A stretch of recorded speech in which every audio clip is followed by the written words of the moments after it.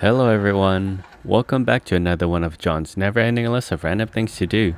For today's video, I will be working on a 1985 Toyota Celica Supra. I will be showing you guys how I removed the fog light shroud and installed an HID kit. But before we begin, let's get a general idea of how the halogen bulbs perform with the fog light shroud still intact. At this point, I have my headlights still turned on, but with it turned off, the fog lights barely project any light.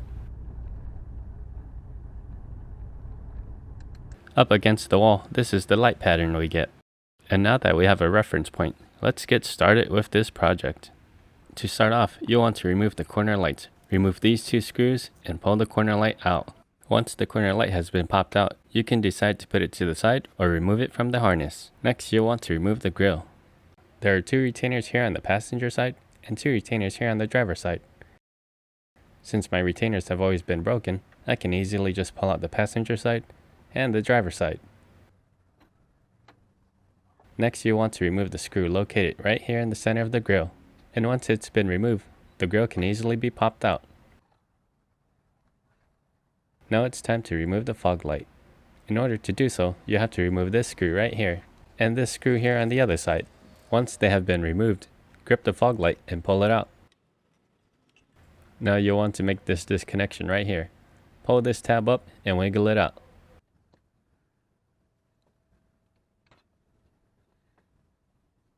Now it's time to disassemble the fog light. Start by removing these two Phillips screws. Once those two screws have been removed, remove this retainer. Next, you'll want to remove this bracket, but in order to do so, you want to make these wires as straight as possible. It'll make your life a lot easier to pull these two pieces apart. But you're not done yet. You want to grip this piece right here, turn it counterclockwise, and remove it. In case if you want to change the color of this bulb, it is a 194 halogen bulb. But if you're looking for a LED, you're looking for a size T10 LED. Now you'll want to remove this rubber boot. Just peel it off like so. And make the disconnection here. And here. Finally, it's time to remove the H3 halogen bulb. Press the spring-loaded retainer like so, move it aside, and then flip it over completely. Then proceed to remove the H3 halogen bulb. Now looking at the housing, you'll see that there's a dimple here, here, and one right here. Now before I start to remove anything, it's always good practice to make some markings. That way you know how everything goes back together. And with everything marked, I'm gonna use a chisel to punch these dimples back out.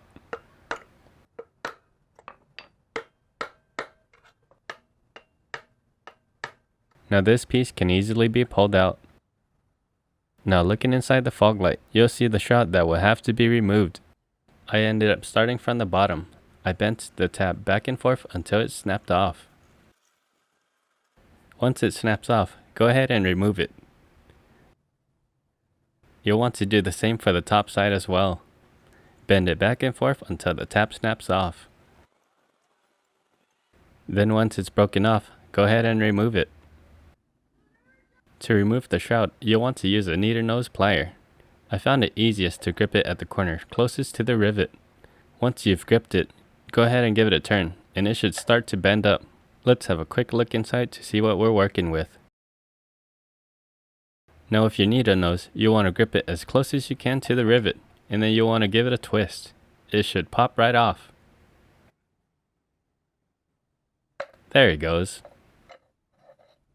Now let's have another look inside. You'll see that the shroud and the rivet are completely separated. With one side done, it's time to do the other side. You'll want to use your needle nose to crush the shroud. This will lessen the scratches inside the fog light and make your life a lot easier when removing the shroud. Once the shroud has been crushed enough, go ahead and grip the corner closest to the rivet and go ahead and give it a twist. It should pop right off.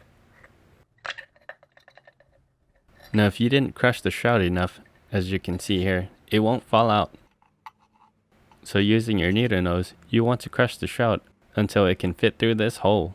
Once it has been crushed enough, it should come right out with a little effort. Let's have another look at this. So this is the second fog light. I have already removed the shroud from the first rivet. Now instead of crushing the shroud, I'll be attempting to remove it from the rivet first. Using the needle nose plier, I'm gripping it at the corner closest to the rivet. Then I'm giving it a twist. Since I didn't crush the shroud, you'll hear it scratching the inside of the fog light. Now let's look at the damage we've done. Alright, now we're right up against the rivet. So gripping the corner closest to the rivet, I'll give it a twist. And just like that, the shroud is loose. Now it's time to remove the shroud. You can attempt to remove it by gripping it and pulling it out of the hole slowly, while only bending what's preventing the shroud from coming out. Eventually it should fit the hole and you can extract it easily. Great, now with the shroud removed, it's time to reassemble the fog light. Go ahead and reinsert this piece like so. Then hit the 3 dimples back into its place. And check to see if it's secured. Alright, this is looking good. So let's go back to our reference point with the halogen bulb and the shroud still intact. And this is what we are now working with the halogen bulb and the shroud removed. You can see that the light is now being projected onto the road.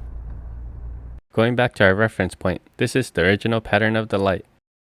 And with the shroud removed, we now have more light emitted and a lot more glare.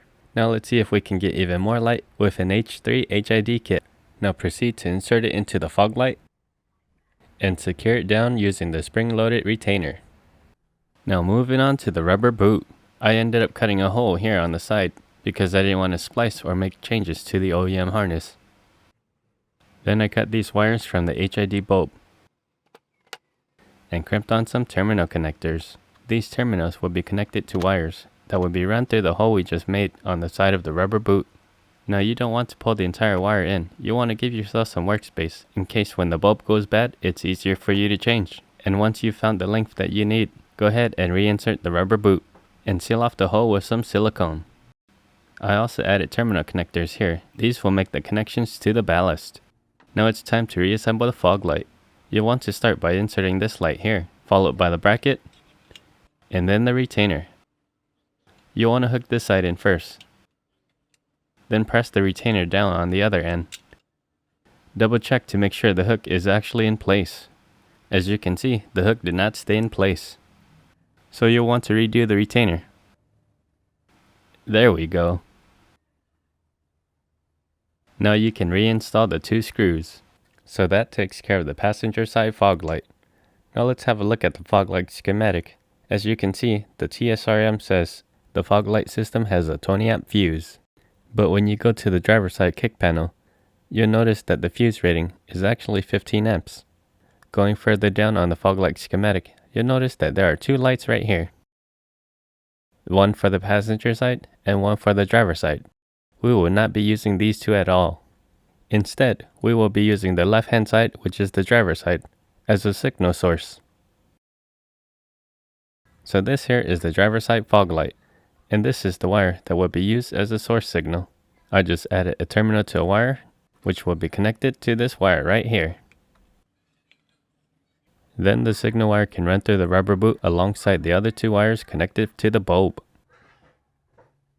Now this light can be reinstalled, followed by the bracket.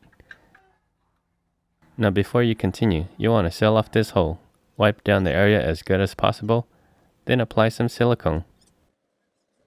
Now that we're waiting for the silicone to dry, go ahead and reinsert this retainer, and then screw it down.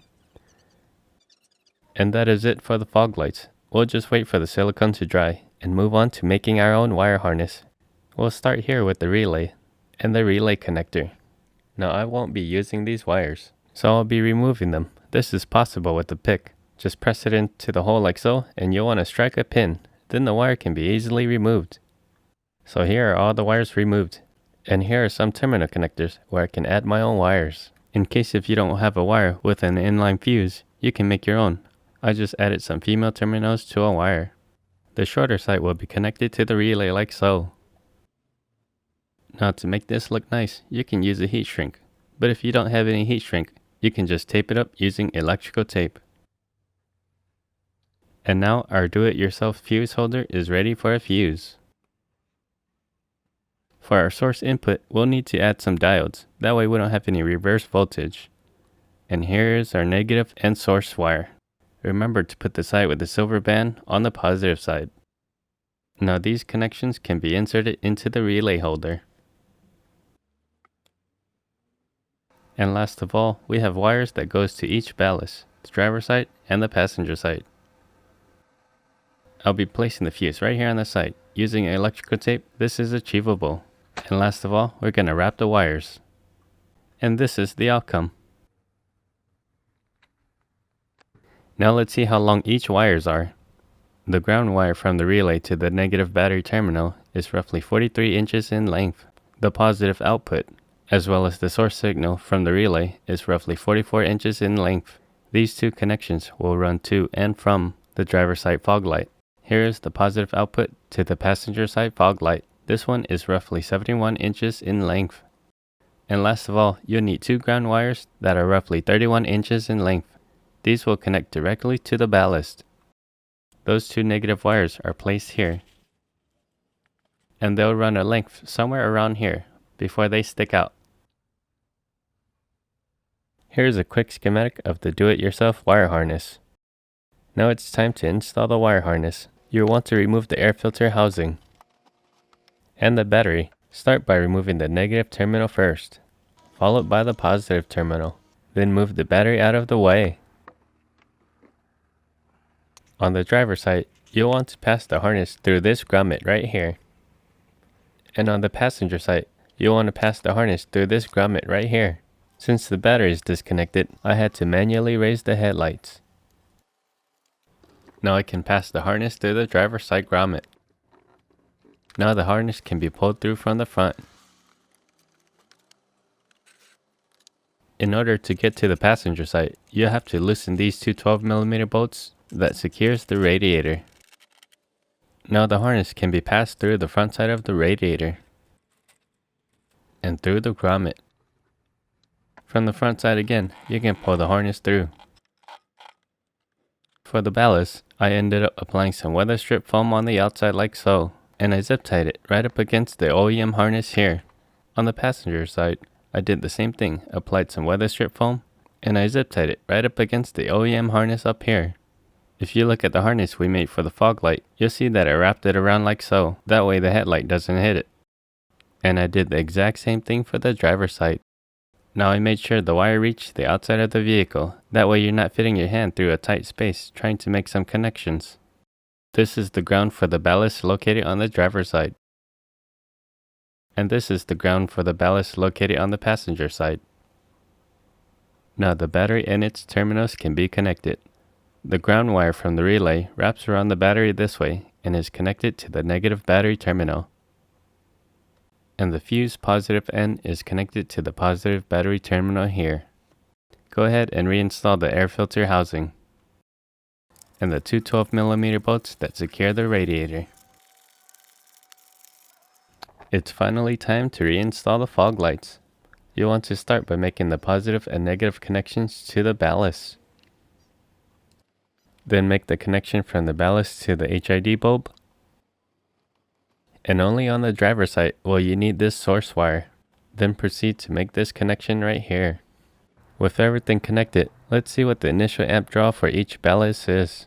You'll see that the needle jumps up to 7. Then it settles down at 3. So that means a 15 amp fuse would work. But the numbers are too close to 15, so I will be using a 20 amp fuse instead. Now that that's settled, it's time to reinstall the fog light. Place it into location like so, then screw it down. Make this connection for the corner lights if you've removed it. Pop the bearing back into its location. Then screw it down. And last of all, install the grill. Place it into its location. Pop the retainers back into its location.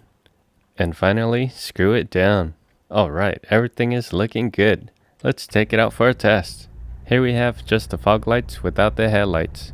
And wow, it's much brighter than the halogen bulbs. And here we have our light pattern. As you can see, it's scattered all over the place. It looks just as horrible as the halogen bulb with the shroud removed from the fog lights. I hope some of you found this video helpful. If you did and you liked it, go ahead and give me a thumbs up. And if you're not subscribed yet, maybe even consider subscribing. Thank you all for watching, and I will see you guys for the next random project.